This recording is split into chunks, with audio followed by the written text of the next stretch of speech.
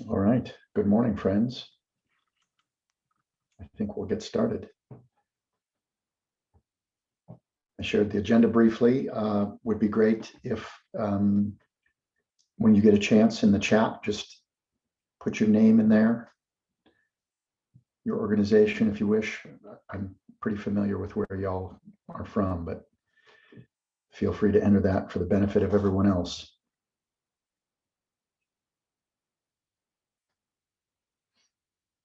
And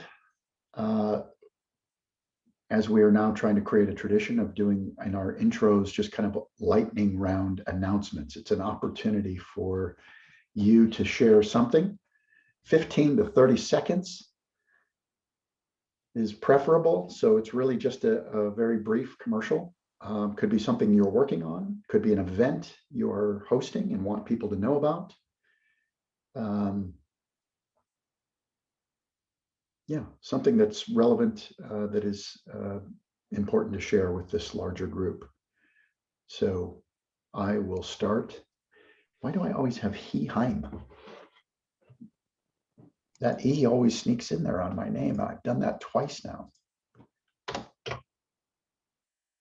So I'm Glenn Montgomery. I'm with VAN, Executive Director.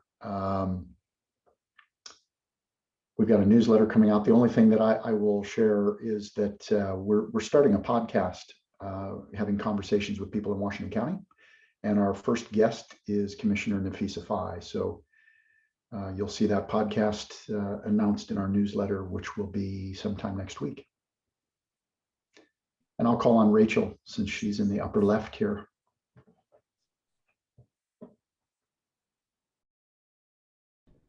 Good morning, everyone.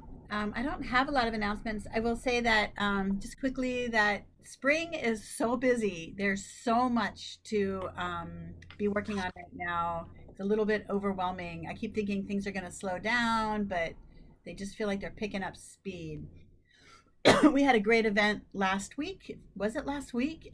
I think it was. Community Actions was the week before, and theirs was really great. I was scared to follow them, but felt like I had a great time, even though it was virtual. And I think what's amazing, I guess the only thing I would say is it's just amazing how you can still stay feeling connected to people, even though we're so strangely disconnected.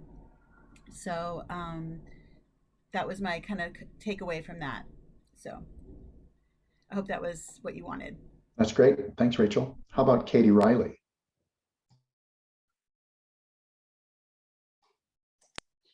I have to remember to unmute myself here. So president of Washington County Kids, we've had a couple of events going on. We've had an expo talking about summer care for providers or with providers, and we had parents attending. That was last Wednesday. That was very successful. And then we've also had our parent speaker series. Yesterday was our fourth one in the 5-session series.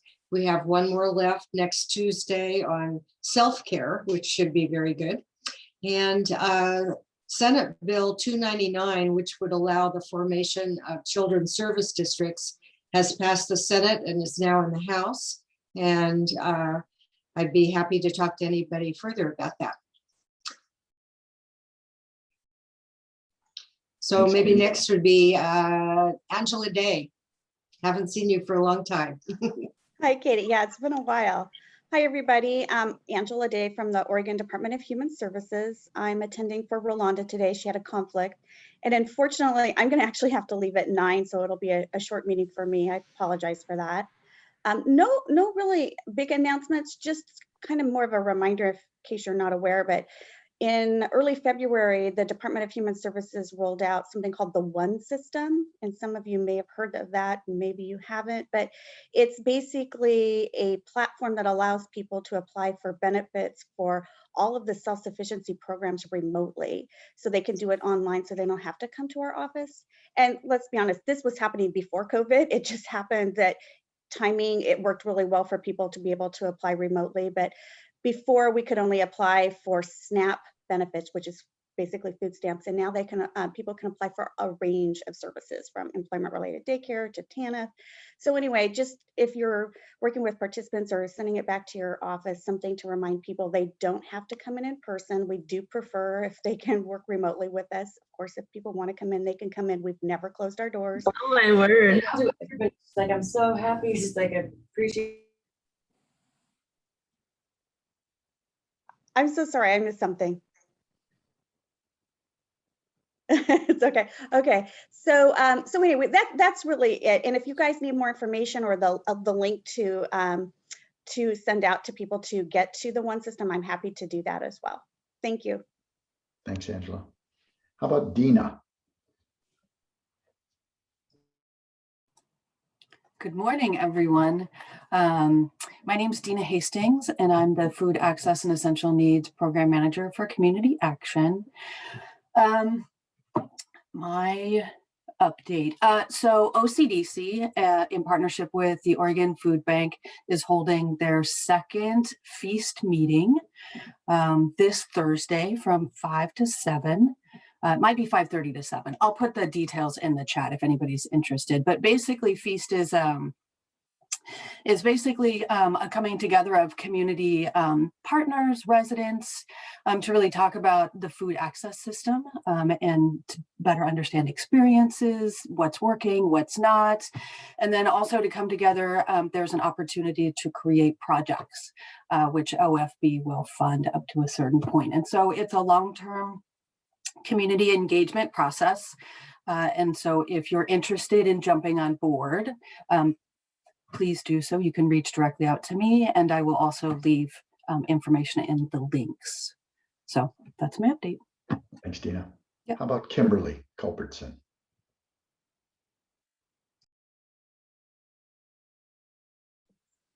There we go.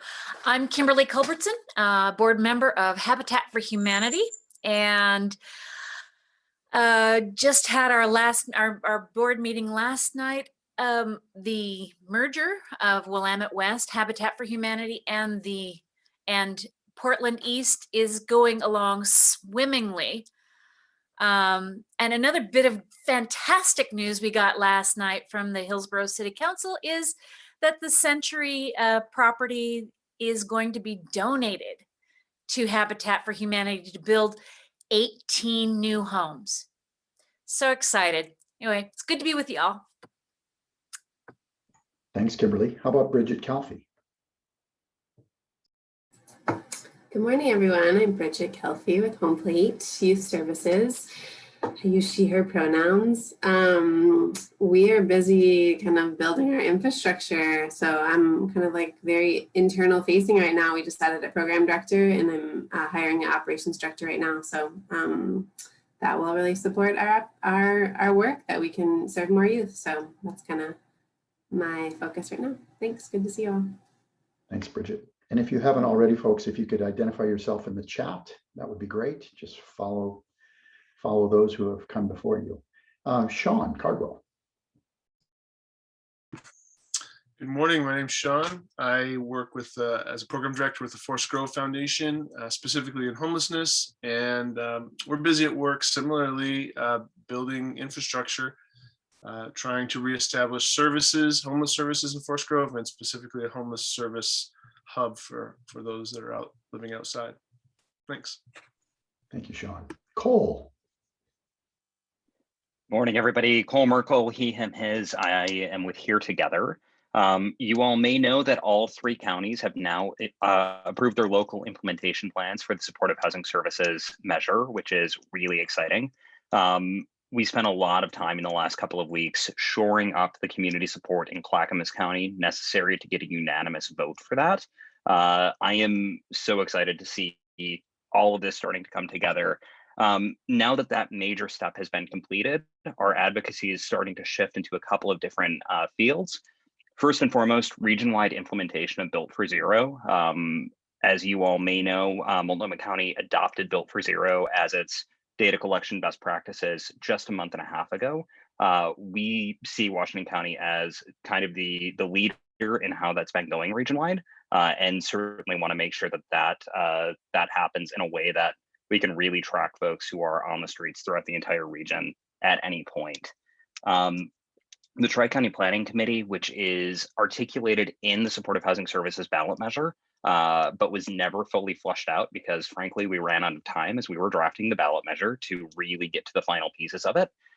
So the coalition's working now on having conversations around how we believe that body should function, what the membership should look like, and what the priorities should be, and equitable contracting practices to ensure that smaller, culturally specific providers, grassroots providers can start to compete for some of the larger dollars coming from SHS at the regional level and at each of the county levels as well. Thanks, Cole. John Trin. Good morning, John Trin with New Narrative, Integrated Mental Health, formerly known as Luke Dorf. My pronouns he, him, his, and I was going to pretty much mention the same thing as Cole in terms of the RFP for Clackamas County and Washington County are open, and it really gives an opportunity for not only provider but service or social service agency out there to be able to partner with each other and come together and really provide supportive services to house this individual in the counties that we operate in. So it's good to be here. Thank you, John. Brian Schimmel, please. Morning, everyone. Brian Schimmel, Board President of the Forest Grove Foundation and Family Promise of Washington County. I guess the announcement on Family Promise, our affiliate program has been suspended since this time last year, partly because of COVID and departure of our executive director and staff. We currently have an interim ED. We just hired a case manager. We'll be hosting families again 1st of May in motels, and we're near clearance on using our house for hosting families overnight. So we'll be able to host an additional 2 to 3 families at the house. So that's a long journey and a welcome return to restoring shelter capacity for families again. Thanks, Brian. How about Sheila? Good morning, Sheila Fink, Community Housing Fund. I guess just echoing some of the earlier comments, it's exciting to see the Habitat merger and the capacity that brings to Washington County. We also work with the other smaller Habitat chapter in Forest Grove. So really appreciative of the work that the Habitats are able to do in terms of reaching really more modest income homeowners than any other program.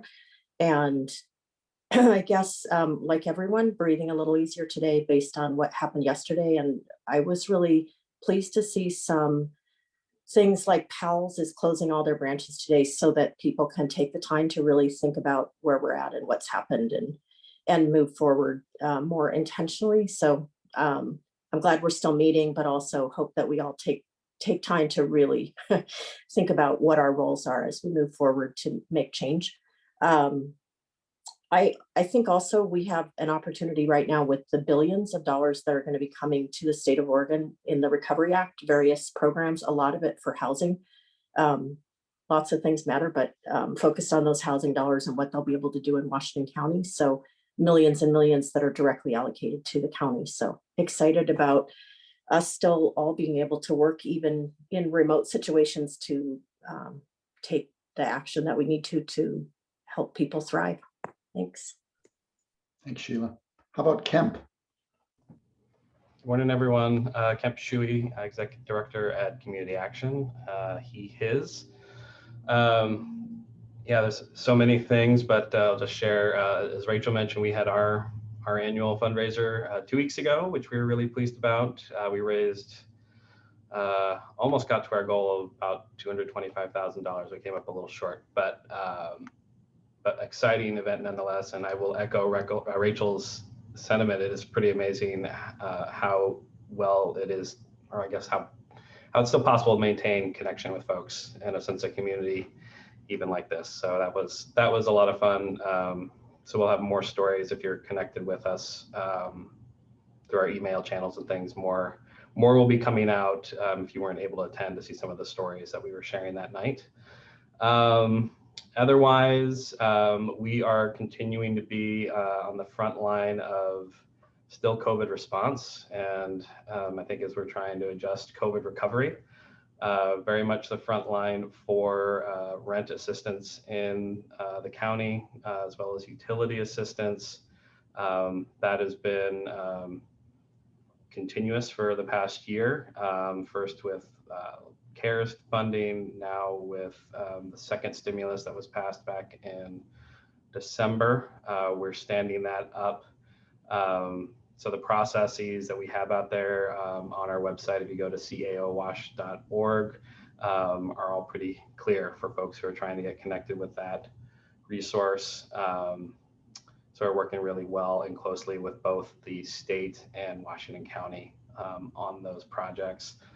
On the early childhood front, I'll say our Head Start program is on one hand ramping down its current school year while planning for the next school year, and in between evaluating the feasibility and possibility of trying to deliver some summer programming as well for kids who are going to be entering kindergarten in the fall. So a lot of moving parts, no rest for the wicked here at Community Action. Thank you, Kemp. We'll do Renee and then Annie. Good morning, everyone. Renee Browse, she, her, with Good Neighbor Center. There's a lot going on here as well, just as everybody else. We've hired some new staff. We've got another new staff member coming on May 10th, so a new program supervisor that we're anxious to have start. We're in the middle of planning our annual event, which will take place on June 16th. It will be virtual, but it's our major fundraiser for the year. So if you want more information, please let me know. And then we're looking at how to expand our operations, both program services that will help aid our families more effectively and efficiently, as well as looking for housing opportunities. So looking at purchasing, building property or those types of stuff. A lot of good things going on. Hi, Annie Herbert, she, hers, and I'm with Kaiser Permanente, and also I'm very proud to be a member of the Vision Action Board. I'm the secretary on the board. And just in terms of any news, just to share, we recently opened vaccinations at a number of our clinics, which we didn't previously have before because of supply. And what I wanted to mention is our medical offices are open to anyone getting vaccinations there. You do not have to be a member. So if you know people that are looking for a place, that's an opportunity for them. And just happy to be here and happy to see everyone today. Thanks, Annie. Let's do Comey and then Barbara. Good morning, everyone. My name is Comey Calaver. I'm with the Housing Authority of Washington County. We have a lot going on. You'll be hearing more from Josh later this morning. We are developing housing. We got close to 800 units in the pipeline of affordable housing, which will be coming online soon. Our rental housing piece is also seeing more work based on all the funding coming into housings, which we are very excited about. And thank you, Sheila, for your words on the George Floyd verdict. What an emotional ride. Anyway, thank you all. I'll be quiet. Greetings, everyone. I am Barbara, living in Hillsborough, and I am a community member. Thank you. Thanks, Barbara. Let's do Marcia and then Stephanie.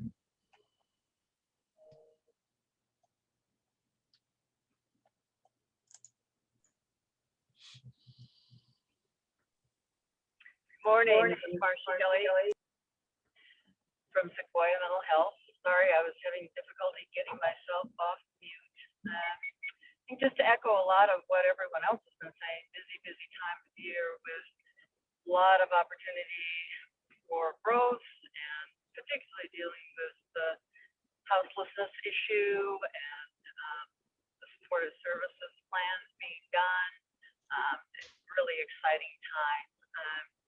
We're looking at a number of other opportunities to develop new services as well, and just celebrating too the verdict yesterday in the Chauvin trial is encouraging, shall we say. So thanks, good to see everybody. Good morning, everyone. My name is Stephanie, she, hers. I'm with Virginia Garcia Memorial Health Center and Foundation.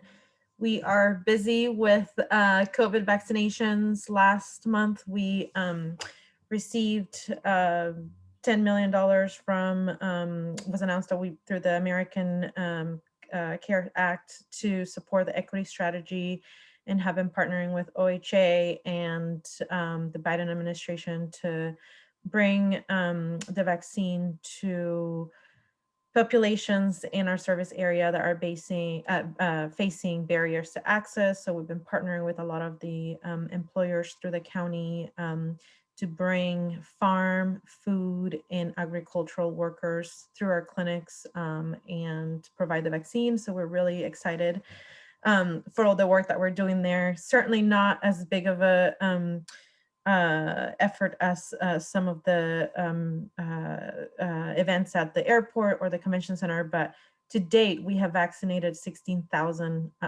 community members, and that is huge for us. We have a goal of 30,000, and so we're on our way to get there. In addition to that work, we are trying to ramp up our migrant and seasonal farm worker programs. So trying to couple that with taking our mobile clinic out to serve workers where they are, and engaging in advocacy for covert old people.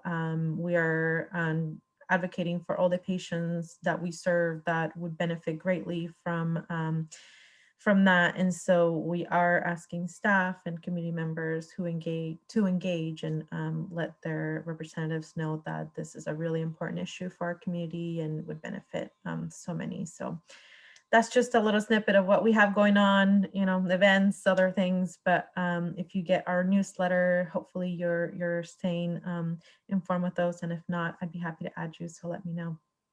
Thank you, Stephanie. And anyone who's shared and has something they want to put in the chat, whether it's a link to something you've referenced or something you didn't get a chance to reference, please do that.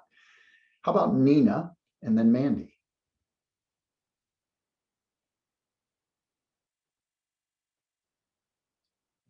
All right, Nina just put something in the chat. Hi, I'm Nina. I'm a community member.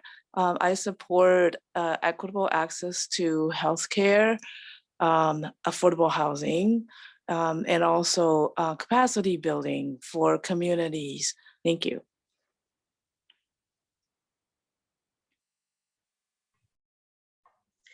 Good morning, Mandy Ledlam with Community Housing Fund.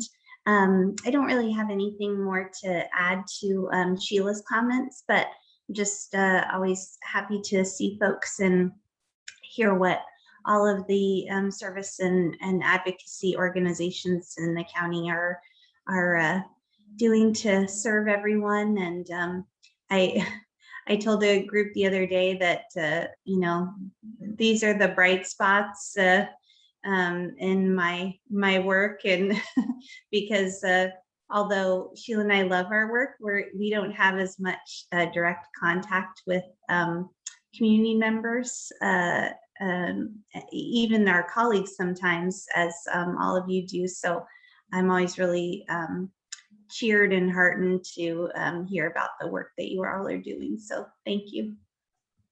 Thanks, Mandy. Fernanda, and then Jenny.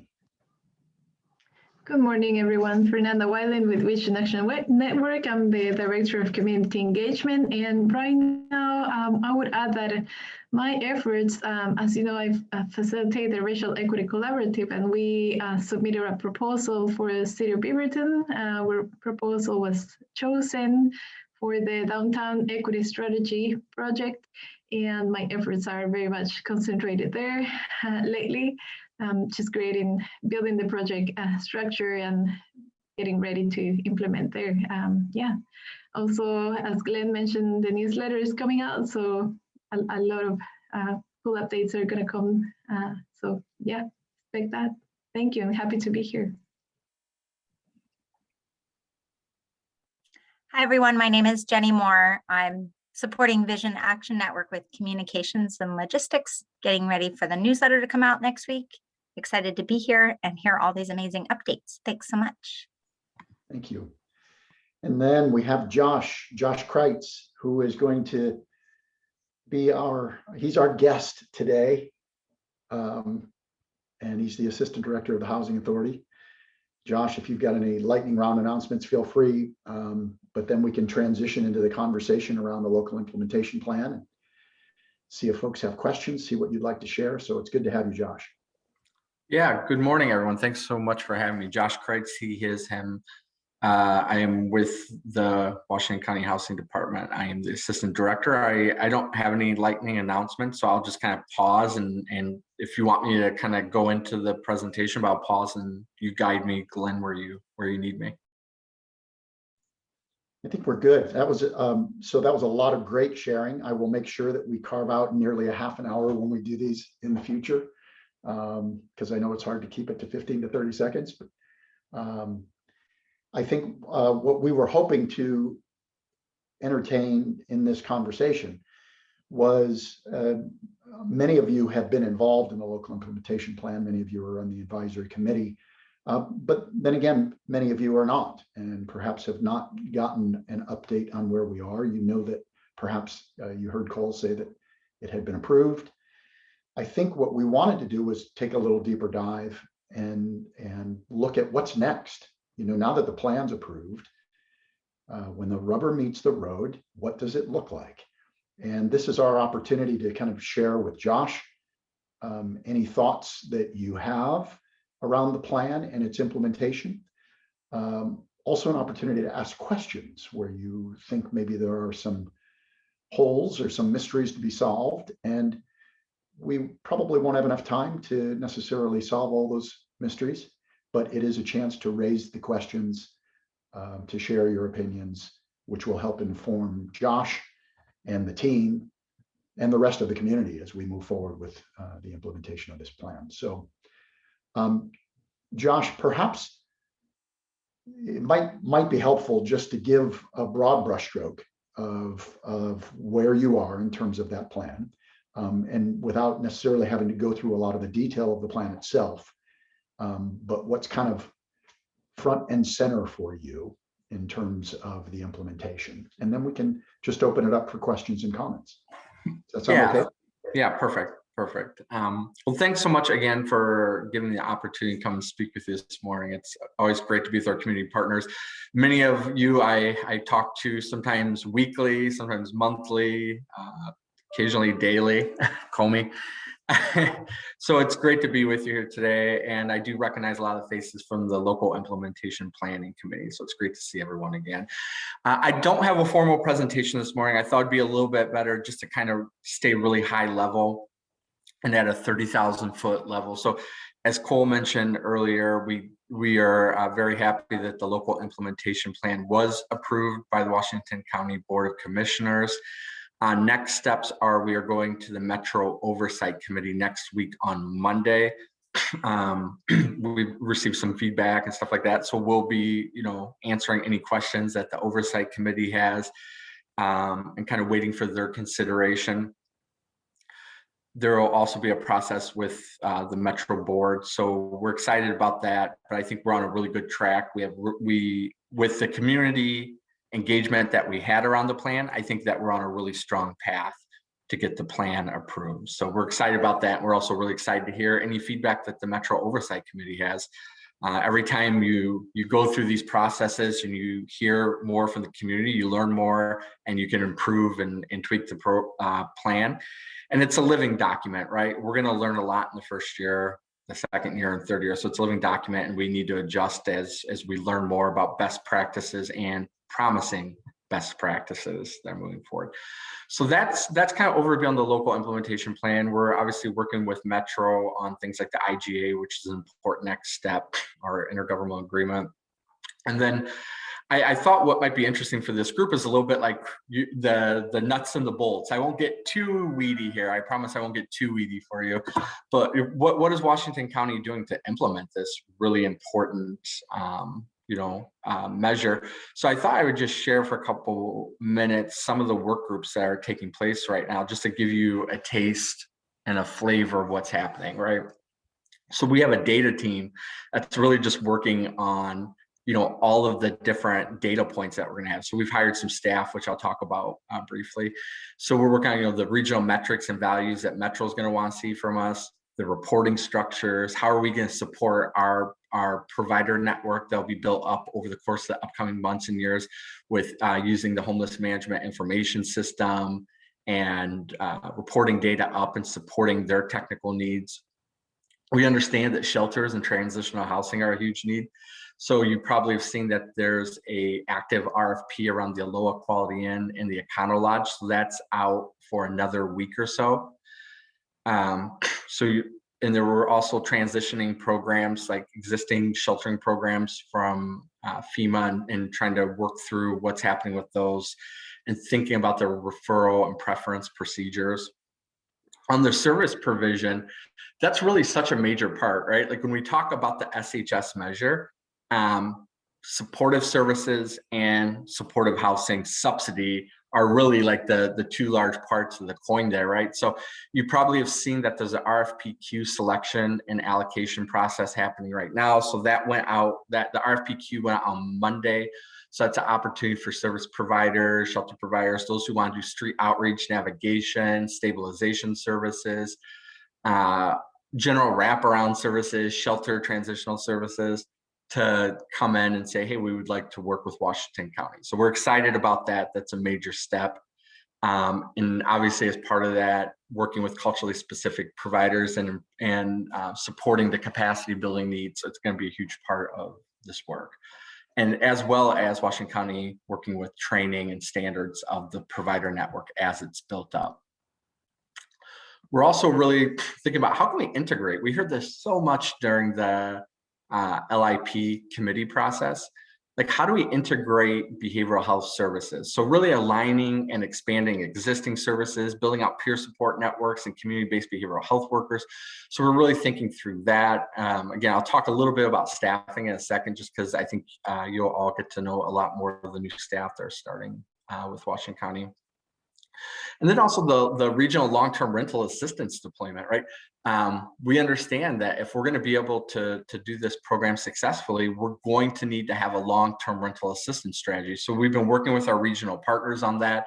I think some of you have been involved and giving comments and feedback on that, but developing a long-term rental assistance program. And if I'm speaking a little bit too technically, think about the Housing Choice Voucher or Section 8 program, the voucher program. We're basically creating a long-term rental assistance program that kind of mimics that, but it's more flexible. It's has lower barriers and can really help support the families that we want to work with. And so we know we're going to need that long-term rental assistance, but we're also going to need landlords, and we're also going to need units. I think Jess has said that our goal in our local implementation plan was 500 chronically homeless individuals housed with permanent supportive housing year one. That's a lofty goal. We think it's doable, or we wouldn't have put it down on paper. That's a really, really lofty goal. And so we're going to need to work with landlords. We're going to need to have that long-term rental assistance in place, and we're going to need to find units. So there's a lot of work groups going on. And to support that work, obviously Washington County, we're bringing on a variety of staffing. Again, our goal at the county level is we're not providing direct services with this, right? It's your organizations and other organizations out there who are going to be doing the service providing, the street outreach, the navigation, the stabilization, the wraparound services, the sheltering. So what we're doing is building out a team that can support that network of work. And we have some really exciting folks we're bringing on board. We brought on some data folks, Heather Scriver. I know Renee Myers is another person. So you'll get to know and meet some of these folks. We brought in Alex Devon. We're excited. He's coming in as our service network administrator, and I'm sure a lot of you will get to meet him soon. He came from the Los Angeles Homeless Service Agency. And this is his first week. So we recruited him, got him up to Hillsborough. So we're excited about that. So we're just bringing on a lot of really great staff and ensuring that we have community engagement coordinator and a housing justice coordinator to focus on the equity aspects of this work. So it's it's really moving forward nicely. I think the team is taking shape really nicely. And again, this work being done internally is to support this larger provider network. And again, we're going to need your organizations, and we're going to need a lot more organizations. And we keep saying this. This is a network that hasn't been sufficiently resourced for a really long time. And now we're going to be going from this scarcity type of mindset to really, we have a lot of resources, and we're going to need a lot of providers, and we're going to need a lot of landlords, and we're going to need a lot of units. So we're really excited about where we're at. We understand that, you know, July 1st is the start date, and we want to start housing people July 1st, but we understand it's to take months, right, to build up the network and build up the services. And so we're trying to be realistic, but aggressive at the same time. I feel like I just said a lot of information. So I'm going to take a pause for a second and let that soak in, and just see if there's any clarification questions or comments that might be helpful now. Thank you.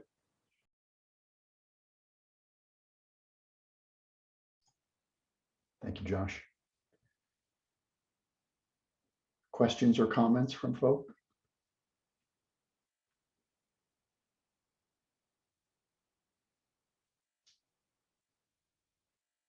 They're still digesting. Josh, I know that there are a couple of staff people that work for the Office of Equity and Inclusion and Community Engagement that are, I think their sole focus at this point is on the local implementation plan. I wonder if you could expound on that a little bit. Sure. Yeah, we have Ty, and he's been doing really great work, and he's been working on community engagement. I think a lot of you have maybe met him, especially during some of the service provider meetings that we had, the pre-RFPQ meetings. Ty's been running a lot of that. We're also hiring another position, a housing justice coordinator that's really going to be focused on equity. And again, that will be in the Office of Equity, Inclusion, and Diversity, but that position will be focused on this program. So we're really excited about that. And then I would just add, Glenn, because I didn't mention this, that we are really working closely with our regional partners, both at the elected levels and the staff level. So we meet every single week with the joint office in Clackamas County. We also talk, you know, our department's really interesting. I always say this is my fourth housing authority, but we're not just a housing authority, we're a housing department. So we're really interesting. If you go to Multnomah County, they have a joint office for homeless programs, a housing authority for housing authority stuff, and Portland Housing Bureau for Development. Our department kind of encompasses all of that, right? We have the housing authority embedded, we have the homeless programs embedded, and we also have the Metro Bond stuff, although community development obviously is separate and handled by the Office of Community Development. So we get the opportunity to still talk with our housing authority counterparts, our homeless organization counterparts, and have really good thorough discussions about how we can integrate our services and integrate our rental assistance. For example, we don't want to have a rental assistance program that looks different in all three counties, right? We want to have a regional rental assistance program that's the same across all three counties. So we've had some really great regional coordination on this, especially around issues like HMIS and data quality and data integration. So it's been really helpful to have that partnership. And then of course our elected officials and Metro really, you know, humming in the same direction, because we need their leadership and their direction on this. So that's been really helpful and great, and appreciative of that.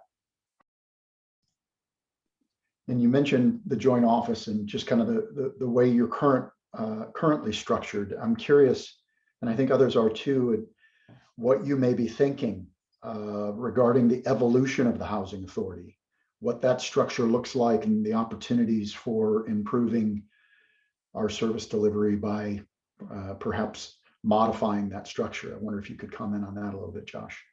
Yeah, sure. Thanks for that question, Glenn.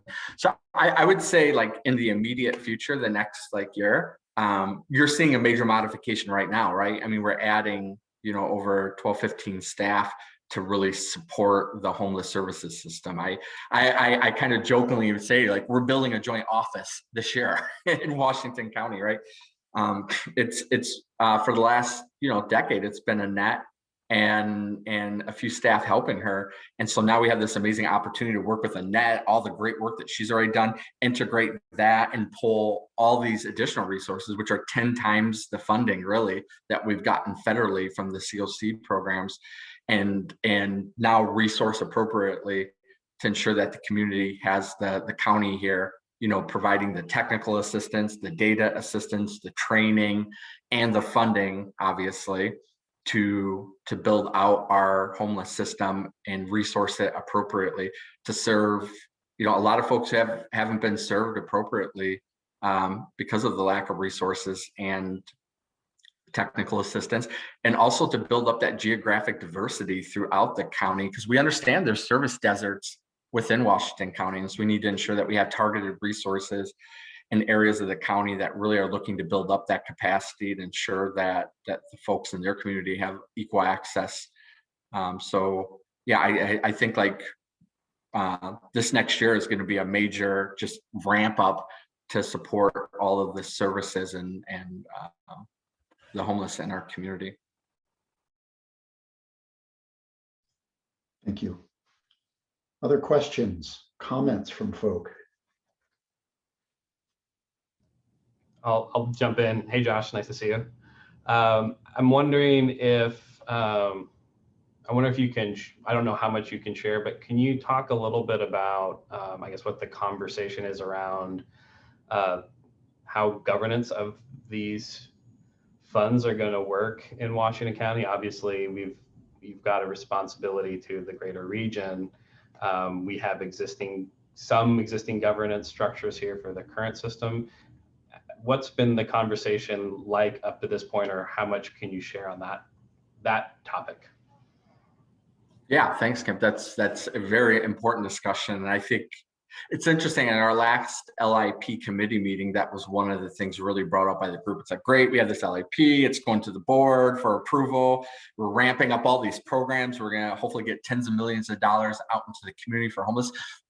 What's the oversight structure, right? Like, what's the oversight structure? So I can say that if you ever see those websites where you go and it says under construction, I would say it's under construction. It is absolutely on the radar of not only staff, but our elected officials. So we're working on that. We understand that we need to have proper oversight of this. And not just at the regional level. We know there's a metro oversight committee, right? But we need to have that local oversight of our programs. So it's definitely under construction, and more to come on that soon. Go ahead, Cole. Yeah, Josh, can you, I just noticed this RFP that Glenn posted in the chat box, which looks like it's brand new compared to the last one. Can you touch on that a bit? Looks like it just came out Monday. Yeah, thanks. That's it's not only a good question, but it's also exciting news to share. So we understand that in Washington County, to deliver all of these services, right? The housing outreach, the navigation, the stabilization, the shelters, we're going to need a very, very strong partnership with community-based organizations and culturally specific organizations. And this is the opportunity for all of these organizations to kind of come under the umbrella of Washington County Service Provider Network. This RFPQ is a little bit different in the fact that it's more of like, we're trying to screen organizations in and get you qualified to work with Washington County, and then there'll be allocation processes throughout the upcoming months and as we build that out. But this is really an opportunity. So let's say your organization, so we want to do street outreach and housing navigation. Great. This is your opportunity to come and say, this is what we want to do. This is how we align with the SHS program. We want to be a qualified provider and work with you and receive funding. If you're an organization who does shelter, let's say you like to run shelters, this is your opportunity to come in and say, we would like to operate shelters. And this is why we think that we're a great organization. Again, this is really a screening in. We want to screen organizations in and then have an allocation process. So we thought that this was the best method to utilize that would give us the most flexibility and get as many organizations qualified as possible. That's great. Can you, if you've got that in an email, like all that language, can you forward it to me? I'm happy to get it out to the coalition. I just want to make sure that I'm in alignment with your messaging on it. Yeah, no, that's great. And I think Jess just sent out an email this morning, so I'll just forward it because she probably said it a lot better than I do. Great. Thanks, Josh. That's exciting. Yeah. And as a follow-up to that, Josh, I'm wondering, there are a lot of, especially when we talk about culturally specific organizations, but even others, we have a lot of smaller organizations that are perhaps not as well equipped to respond to a formal RFP and, to really look competitive, so to speak. And I'm wondering if there's what the approach for Washington County is to kind of acknowledge that. And, just from an equity standpoint, how are we trying to balance that and support these local organizations as opposed to what often happens in a traditional RFP process? The biggest, the best proposals often come from the largest organizations, and the winners win, and those who are behind never seem to catch up. So I'm wondering if there's anything that we're doing to create, to cast that broad net and to support those that aren't necessarily used to competing in this environment. Yeah, thanks, Glenn. It's a really important question. So I think a couple things.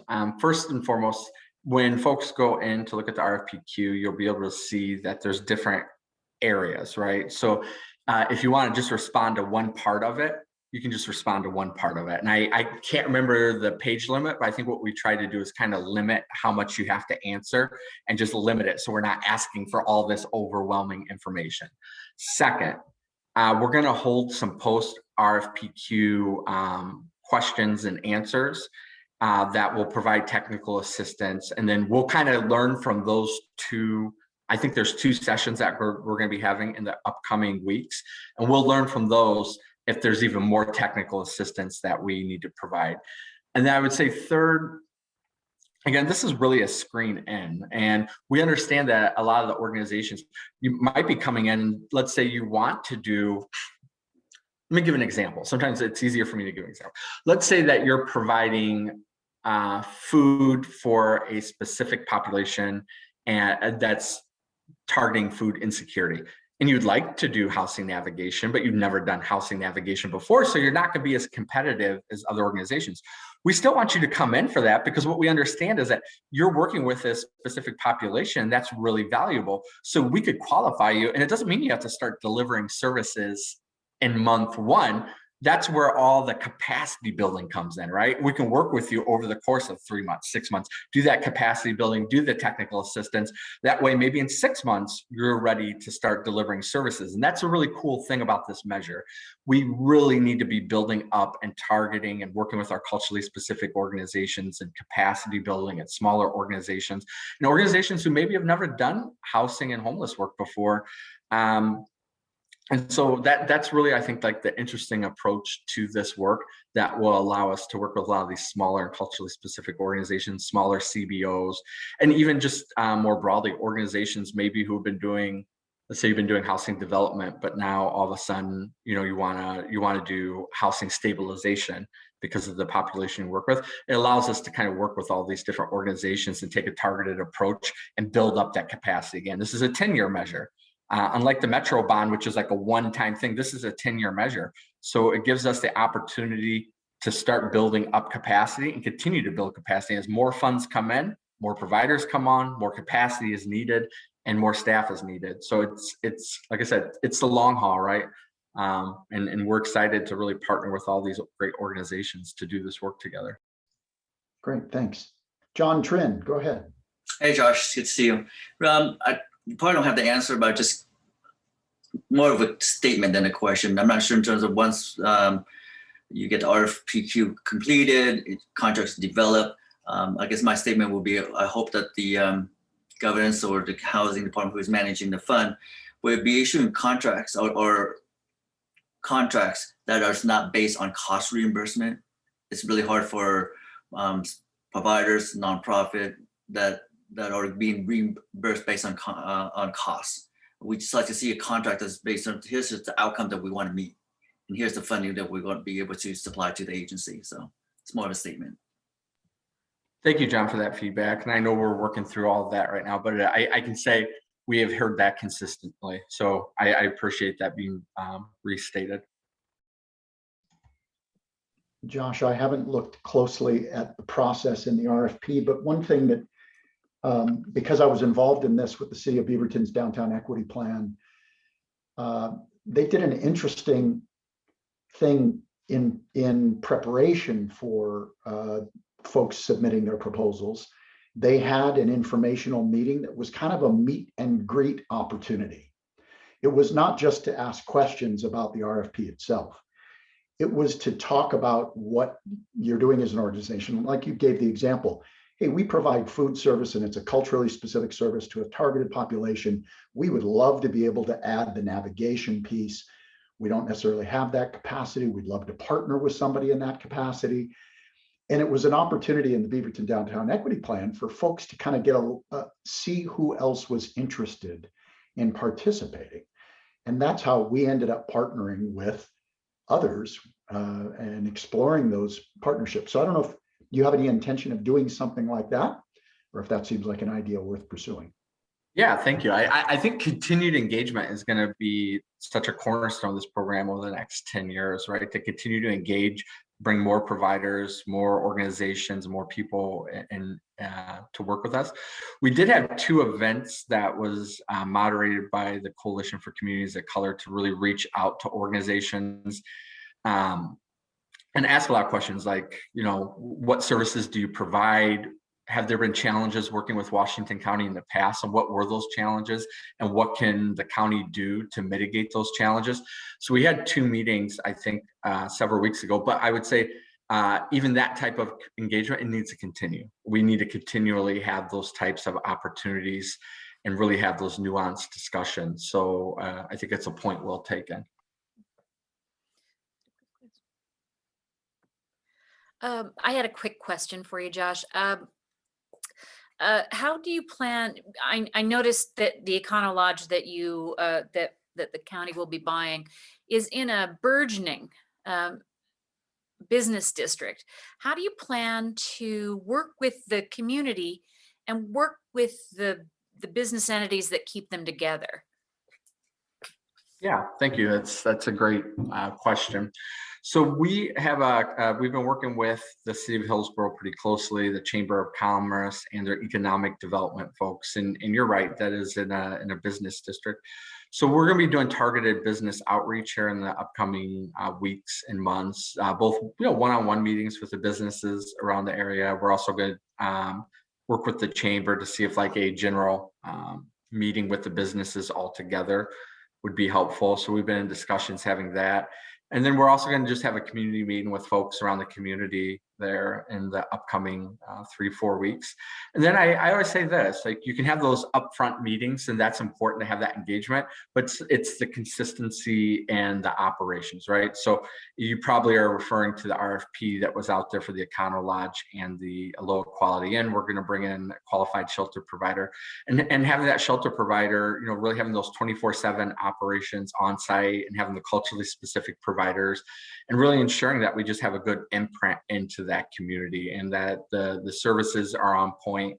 That way, you know, you can handle a lot of different situations just with good services, right? And you can fight back NIMBYism by just having a good imprint into the community. So we're excited for that opportunity. We understand that shelters and transitional housing aren't always met with great fanfare, but we also understand we have global pandemic, a homeless crisis, and an affordable housing crisis.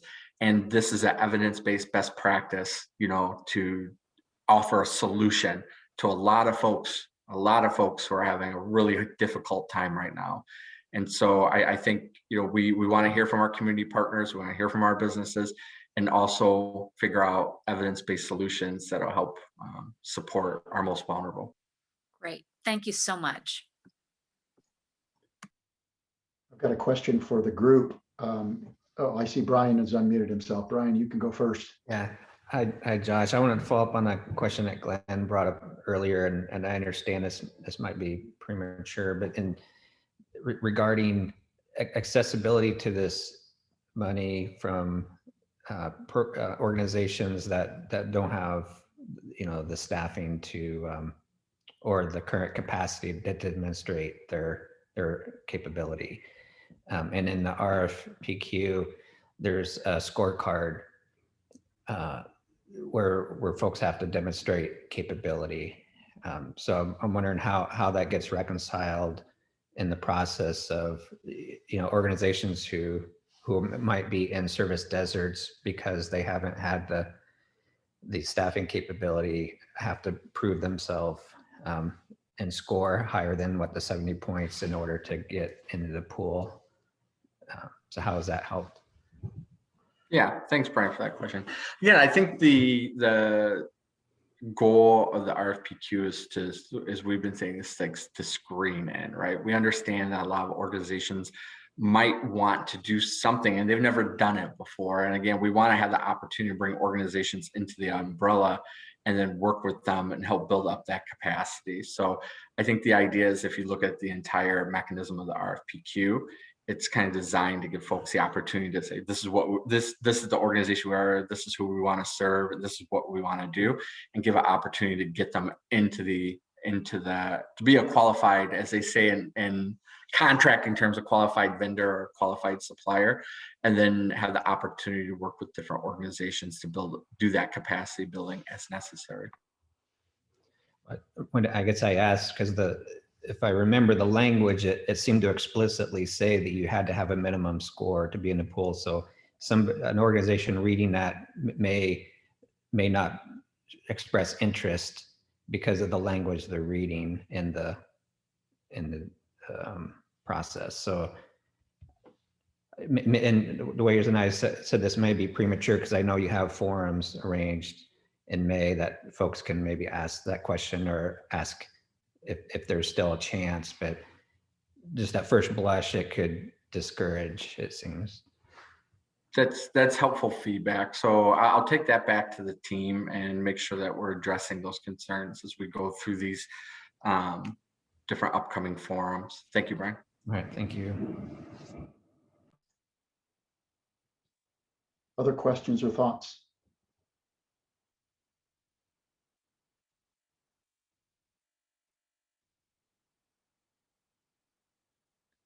I'm curious if there's anyone who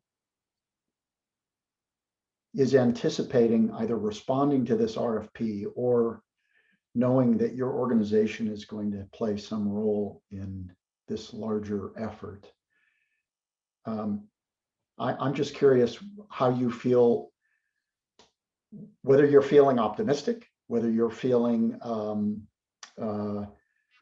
trepidation, whether you're feeling overwhelmed with what is before you. What is it that you're doing as an organization to kind of prepare for the evolution of the rollout of this plan and, the largesse that's going to come to Washington County? How are you availing yourself of that? I'm throwing out a lot here, but it would be interesting, and I think Josh would probably be curious as well to see how, if we could put our finger on the pulse of the community-based organizations that are steeped in this, is that pulse racing? Is it steady? Is it strong, weak? So I don't know if anybody has any thoughts that you'd like to share.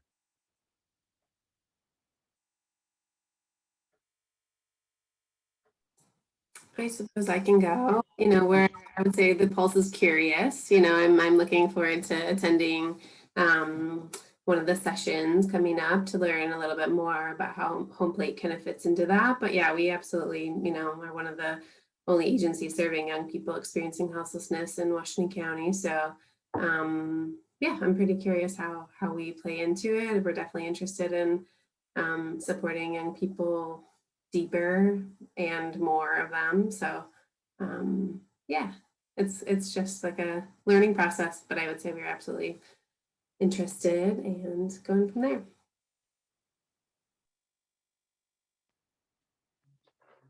Yeah, hi, Cole. Hi, this is Marcia from Sequoia. We're certainly very excited about the development of this funding and the opportunity to better serve the clients that we work with, as well as the broader community. I also think there's a lot of benefit to potential partnerships that could be developed. We have an expertise in working with homeless and individuals struggling with both severe mental illness as well as addiction, but certainly are looking to become a more culturally responsive organization. So I'm just putting out there that we are interested in those kinds of opportunities, as well as encouraging the county when you're looking for services, that those might be really helpful opportunities to fund.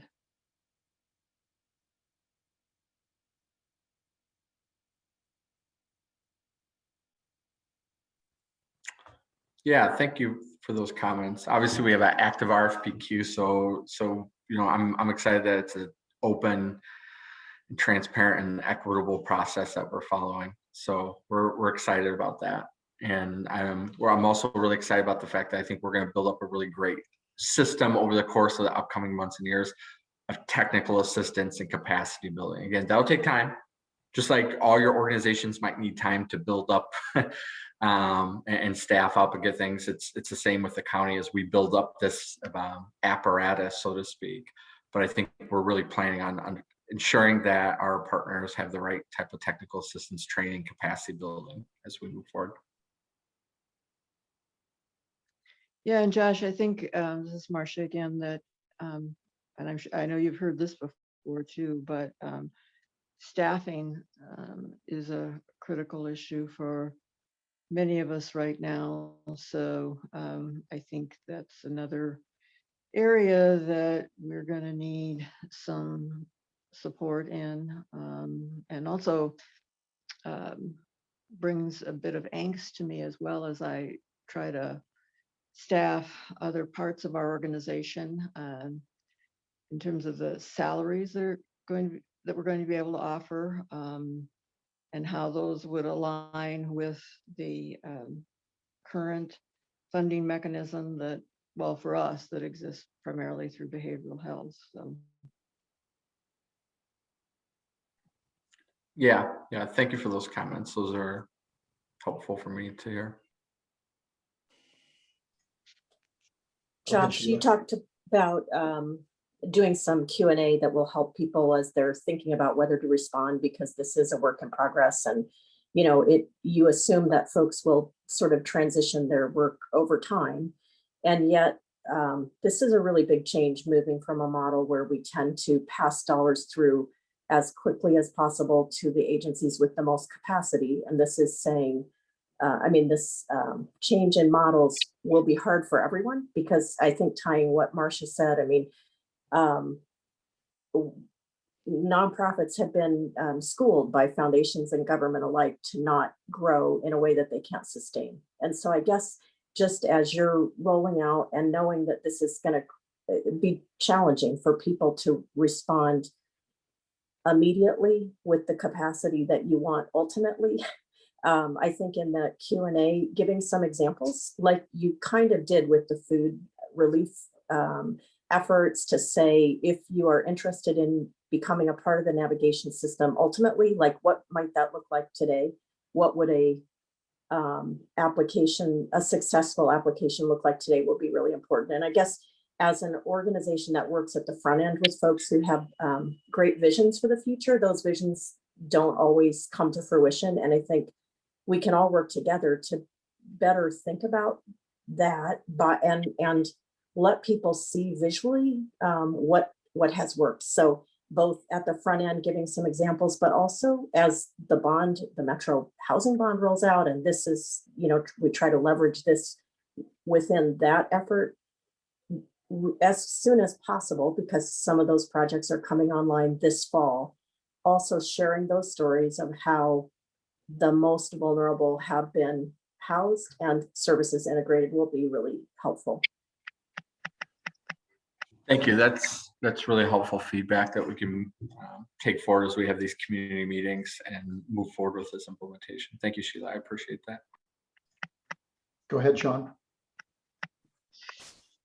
Yeah, Josh, thanks for presenting today and taking some questions. I just had a curiosity, actually. I'm wondering what your conversation or those in the county have had, considering the amount of money we'll be seeing over the next decade, what the prerogative of the county is on becoming the gravitational pull for all money in our service quadrants, so to speak.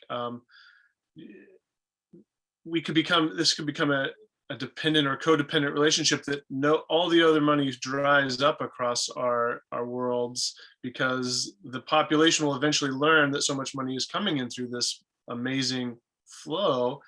Does the county have a sense that there's still going to be other monies available? For example, if someone doesn't get into the RFP process, they're going to maybe be a bit left out to dry. I do want to trust that it's a screen-in process, so most people, I'm guessing, that will get in, but then we become quite dependent on one stream of money in certain ways, which is this, $75 million a year money. Has the county talked about how this changes the landscape of other smaller grants, CDBG grants, ESG grants, federal dollar? How does this change the whole landscape of funding? Yeah, thanks, Sean. Yeah, I think I understand where you're coming from, right? I mean, the SHS, the amount of the funds, it kind of takes the air out of the room, right? When you're talking about other funding sources. So I do get that, and I appreciate that. The ESG, the home, the CDBG, all the different funds are coming in. They're still coming in. If anything, they're increasing. Things look very friendly with the Biden administration, and there's never guarantees, but things look very friendly with the Biden administration right now as far as federal funding. And that's not just for the homeless programs, but also, things like the housing choice voucher and public housing programs. We're hearing really favorable feedback. Another thing to note, we've said this quite a bit, is that the amount of funding that's been provided for homeless programs throughout Washington County, these funds cannot supplant those funds. Those funds still have to stay in place. So that's another thing to recognize. So I think, those funds still need to be in place. We're seeing better federal funding. I think we've really seen OHCS and the state legislature step up in the last couple of years. I mean, everything from the landlord compensation fund to getting federal funds out as quickly as possible. They're talking about other state rental assistance programs for homeless youth. I've heard inklings of a state rental assistance program as well. So I think right now, at least in the near future, on the funding front, we should probably expect to see things improving and continue to improve. And, hopefully those are all, coming alongside with the SHS measure, because this is the problem is a multi-billion-dollar problem nationally, right? Like, this isn't something you can just throw a few million at. Like, these problems have come about from chronic underfunding, and not just in housing programs, but other social system nets. So it's going to take a lot of funding. So I think, like, if you're concerned that other funds are going to dry up and this will be the only game in town, I don't think we've had those conversations. We've been pretty focused on implementation, but I don't think you have to be concerned that those funds are going to dry up or anything like that at this point. Can I take that in a different direction? So Clackamas County, and granted this was somewhat political because the commission is very concerned that so much of the county is outside the urban growth boundary, but they have a very clear articulation in their local implementation plan that money that's currently being spent will be reprioritized outside the UGB with looking for new money to continue to supplement that. So basically the $50 million is spent in about 25% of the county's geographic area. And so they're taking the dollars that are currently being spent outside of it. Any thought on how Washington County is going to reprioritize to ensure that the areas outside the UGB are going to be served? Yeah, no, that's a really good question. We have been having those discussions, and that's the nice thing, right? Like if you're looking at this from a county-wide perspective, you can look at what are all the funding sources, right? We got state funding, we have federal funding, we have ESG, we have home, we have CDBG, we have these new fundings, we still have HUD COC programs. So yeah, we're having all those conversations. You're asking exactly the right questions, and we are actively having those conversations. What can we do to ensure that all parts of our county are receiving access to funding, and that we're ensuring that we can reach all of those who are vulnerable throughout our community, whether they're in the urban growth boundary or they're not in the urban growth boundary. So it's a really good question. We are focused on that, and it is something that we're considering as we look at our funding sources. I'd like to launch a really quick poll. I want to get a sense from folks as to whether or not there's an interest in, I'm going to call it forming a study group in preparation for the RFP. If people want to work together on that, if there are folks that are looking to partner, need assistance in completing the RFP and would like to have somebody helping out in that regard. So here's my little poll. Are you interested in working in partnership with others to respond to the RFP? Yes, no, maybe, and not applicable if this is not an opportunity that you can avail yourself of.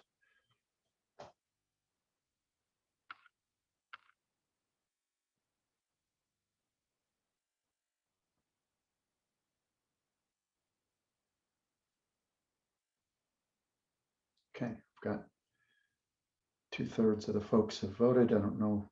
I'll wait just a few more seconds to see if anybody else is pondering this.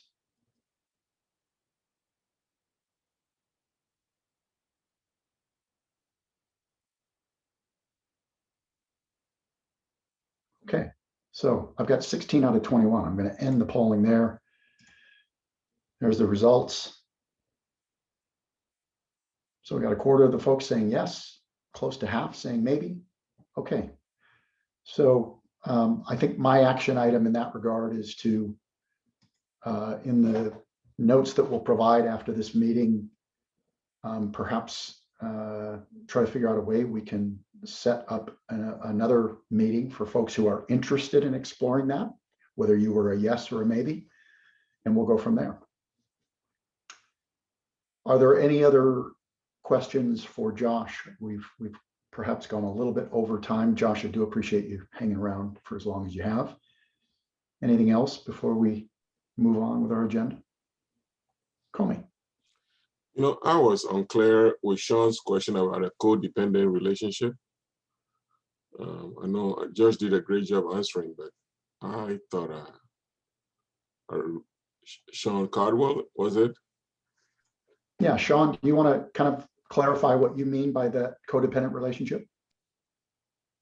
Well, I don't mean it in a negative way. If we only have one flow of money, I was just talking about the largeness of the amount of money coming in. If it becomes the only source that we become dependent on, then I was just curious about that, because we're not dependent. None of us are dependent on it now. We're all have many sources of income, but this could take over that. So I just mean it as a maybe, I don't know if it was a poor choice of words, but I mean it as I think Josh summarized well what I was getting at. All right, thank you. Is there a specific question, Comey, that I can answer? No, for a minute there, I thought you meant it in a negative way, and so my mind went racing in a different direction. So thank you. Good. Thank you. I really do appreciate the opportunity to come and talk with you. We're excited about the partnership. The Washington County will not be able to implement this without all of our partners and culturally specific organizations. And we really want this to be an equitable, transparent, and complete process. So we look forward to working with everybody. Thank you for the opportunity to talk a little bit. And I'm sure I'll see you all very soon. Thanks, Josh. Appreciate it. Take care. Okay, the last part of this meeting we were going to leave open. If folks have any comments on legislation that you're tracking, since we're in the heat of the session, I did try to get the couple of lobbyists that were going to be on last month to see if they could come this month, and They were not available once again. So you may have noticed in the agenda, I put links from Allison McIntosh, who did provide some legislative updates that they are tracking. And so you can look at those links in the agenda. But is there anybody that wants to bring up any legislation or question before we move on? Katie. Sure. The Senate Bill 299, Children's Service Districts, like I said, has passed the Senate, is now in the House. If there's anyone who is interested in finding out more about that, I would be happy to talk with you. And we do need additional support on this bill. All it would do would allow citizens to be able to have an initiative to put something on the ballot. And then once that happens, people would still need to vote on the initiative in order to have it implemented. So it's only enabling legislation. It just allows people to put something on the ballot that would support children's services. And so we would love to have support from additional organizations and individuals as well. And we have a sign-on letter that people could sign on, or you could write your own testimony, or you could also testify in person. We anticipate that the hearing will be in the House on May 4th at 3:15. So that's a Tuesday. So if anybody's interested, I will put information in the chat and you can get in touch with me. Thank you. Katie, just to clarify, the legislation is to allow citizens to put something on the ballot in Washington County, but or anywhere in the state. It would have to, what would happen is people would have to specify the area and specifically the amount that would be taxed, and also they would also be electing a board that would be voted on at the same time. Okay, but it's specific to kids. Specific to children's services, Got right? it. So Okay. of any age. Yep, good, thank you.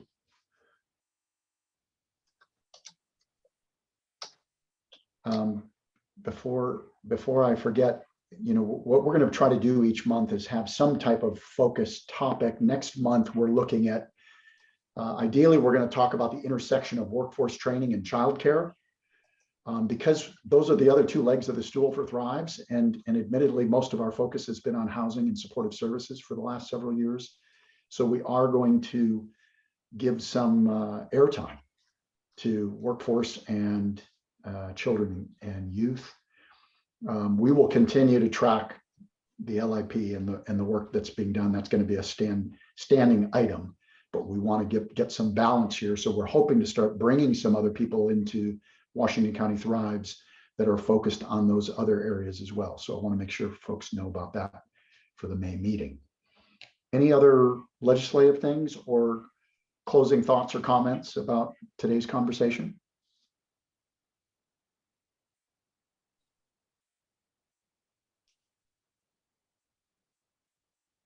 I also want to extend an invitation to you all to think about what specific topics you would like to talk about. So we are, the leadership team's been thinking they want to build a pipeline. They came up with some ideas, but it's you who come to these meetings every month. If there are things that you would either like to talk about and present that you think is relevant for the Thrives group, or you'd like to learn more about, you should feel free to email me or anyone else that you know that's on the leadership team, and we'll take that and fold it in as best we can.